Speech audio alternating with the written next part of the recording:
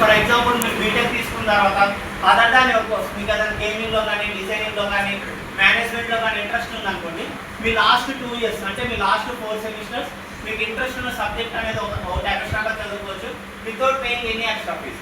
And మీకు ఇలా చెప్పినట్టు ఎల్పీలో జాయిన్ అవ్వాలంటే ఇంటర్లో 60% మార్క్స్ ఉండాలి. అండ్ మా ఎంట్రన్స్ ఎగ్జామ్ క్వాలిఫై అయితే మేము ఆ స్టూడెంట్ అడ్మిషన్ అనేది ఇస్తాము. ఓకే, అండ్ నార్మల్గా బీటెక్ ఫీజు వచ్చేసి వితౌట్ స్కాలర్షిప్ అయితే సో 1,40,000 అమ్మ సెమిస్టర్. అండ్ దీంట్లో మీకు ఏంటంటే స్కాలర్షిప్ ఇస్తాము. Scholarship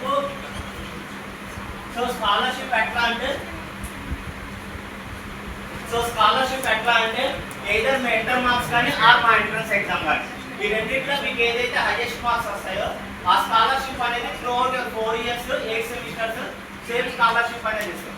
so first entrance exam అయితే మొత్తం 400 మార్క్స్కి ఎగ్జామ్ జరిగింది. ఎగ్జామ్లో ఎలాంటి నెగిటివ్ మార్క్స్ ఉండవు, అంతే ఎంసీక్యూ పేపర్. సబ్జెక్ట్స్ వచ్చేసి maths, physics, chemistry and English. So ప్రతి సబ్జెక్ట్లో మీకు ఏంటంటే 25 క్వశ్చన్స్ వస్తాయి. Each question carries 4 marks. So మీకు మొత్తం 100 క్వశ్చన్స్కి 400 మార్క్స్ అనేవి వస్తాయి.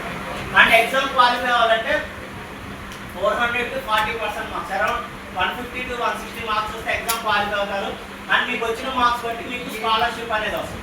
ఫస్ట్ ఇంటర్ మీకు చెప్తాను. సో ఇంటర్లో ఎవరికైతే 98% అబవ్ మార్క్స్ వస్తాయో మేము